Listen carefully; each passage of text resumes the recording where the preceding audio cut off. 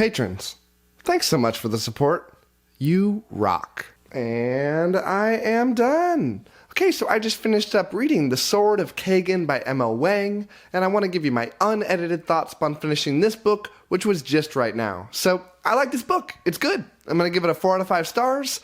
I liked it a lot, and yeah, ultimately, like I often feel in my 4-star reads, this book has so much more potential, and I'm left rather disappointed with what I read, even though I really liked it, because I just feel like it really had a lot going for it to be a better book than it ended up being, and things that could have easily been fixed that would have made me enjoy this a lot more. And I'm left feeling like this book is rather overrated, because, and it's a weird thing to say for a 4-star book. How could that be overrated? But you know, the people that I hear, both those in the booktube community and my own fans, both say so much positive things about this book. I have heard pretty unanimous opinions from the booktube community that this book is wonderful. And when I recently did a survey of my fans, and I did a long, 5-part video, a video series about my fans' favorite videos, this one was in the top 20, I think. And so my hopes for this were, extremely high. And I get why people like this book a lot. And I like it a lot, but I get why people love this book. But I also don't get why they didn't find the same faults that I found in this book. So yeah, this book came under my radar from hearing from a number of different people about it, but I also did a survey on my Discord channel. If you haven't joined the Discord channel, hit the link down below. I'd love to have you. But every month we do a buddy read, like a book club, where we all agree to read the book around the same time. And every day we have the set chapters that we're going to talk about for that day. And it's a fun experience. And it ultimately, I think, makes me like books a little bit more. But as I went through that experience, I think the overwhelming opinions from people that this was just okay. In fact, I think my 4 out of 5 ranking was one of the higher ones out of the group of 20 to 30 people that were reading this together. And so yeah, that's my overall thoughts on this. But let's go down and break this thing down into several more distinct categories. And let's talk about the story in a spoiler-free way. So this is a story with very, very clear Asian-inspired influences about this part of a country that is the obvious connection between the country just to the east of them, a country that they have had conflict with in the past. Then they know that if that country is ever going to invade, they're going to have to go through this one specific point, a point where this book takes place. And in this place, they're raised up in this warrior culture. I mean, think of it like a Sparta kind of thing, where people are raised from an extremely young age to learn how to be great warriors and to learn how to, craft the magic that they have within them. Now, not everybody has magic in this book. It's a more unique thing to have in this world, but the people here, it's like every different people can have some of the elites of their society have a different kind of magic. And the magic in the group that we're dealing with mostly here have ice magic or water magic.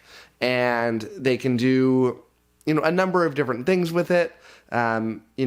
Think about all the things that you could do with ice, from throwing little ice missiles at people to locking their feet in place with ice, to doing a lot of different fun kind of things with this. But this culture is this deep warrior culture. And, from the beginning of this book, because that's what these kind of books are, that eventually there will be an invasion, something will happen, and it's the story of that. I can't really say much more than that about the story front, but I will say that the story itself, just the story that was being told here, was a very good one and compelling one. I quite liked it. I liked the subversion of the story that I thought was going to be told into the story that eventually got told. I felt very strongly that the story was going to center around one person and then end up really centering around another person. I like that kind of thing. I've read so many hundreds of fantasy books that I love a little surprise, and I definitely enjoyed that. And, I love that the story ultimately told not so much, it was almost like the warrior side of things and the fight side of things was the backdrop to tell more of a relationship story between a very repressed woman and her way to dominating husband in this culture. And I thought that was great. You know, I'm not much of a romance fan, but this was almost like an anti-romance where it's telling, you know, a story about how this woman can find her way in the world. And I liked that.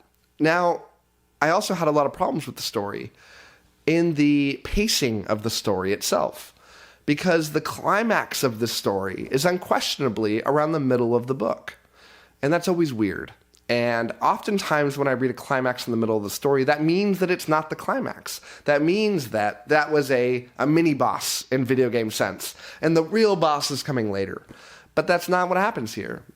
It really is a book of, it reaches a giant climax, and then we're just talking about the aftermath of that climax. And that's disappointing. I don't like, you know, while I do like to be subverted on my expectations, there are certain storytelling devices that work, and that one really doesn't work. I felt like there were some needless diversions in the story that didn't really need to be told for the story that was being told.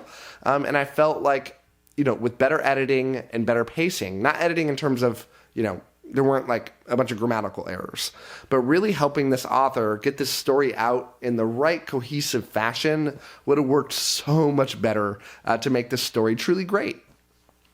When it comes to the magic systems here and the magical elements, it's good, not great. You know, it's a system of magic where you do get to see another, you know, group of magic users that use what they have, but it all feels kind of stuff that you've read before.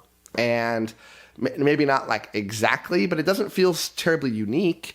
It doesn't feel like it's, you know, anything out of the ordinary. Now, there are a couple aspects here that I really did enjoy, and I can't really talk about them. They involve a major plot, I don't want to say twist, but the major plot turn that happens in the story.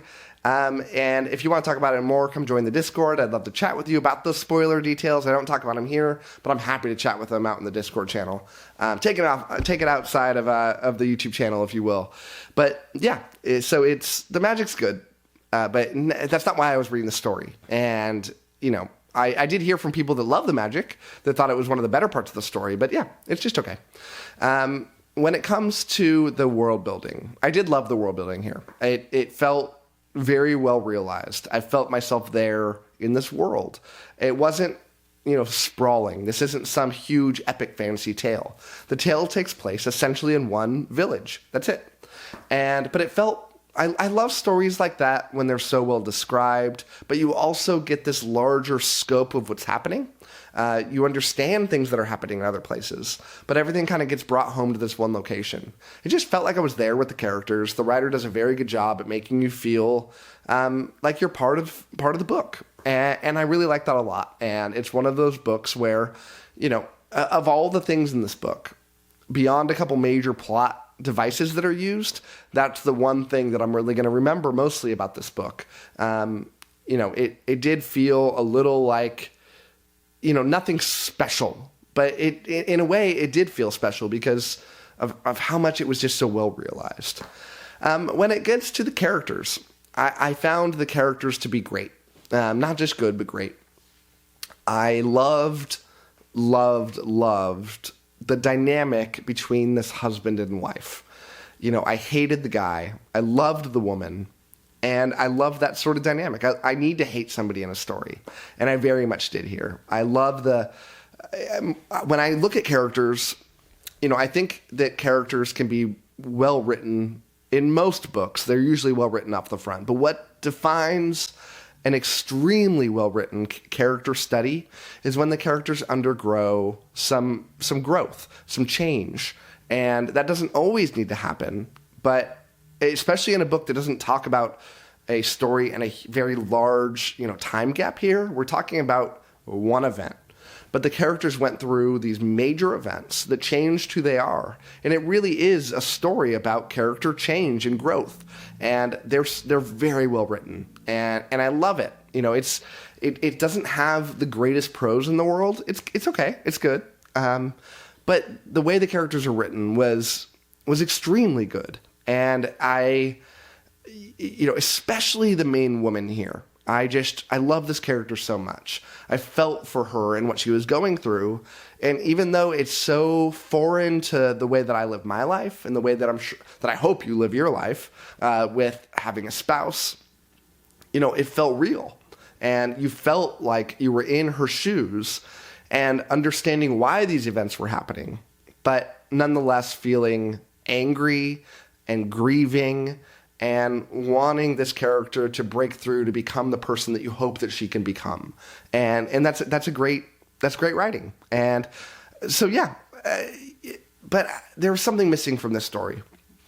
It's hard for me to pinpoint what it is, but it just didn't have that wow factor. It did have a couple wow moments, but it didn't have that, at no point in this story did I feel like I was going to be reading my first ever 5 out of 5 standalone book. I don't give 5 out of 5s for standalones.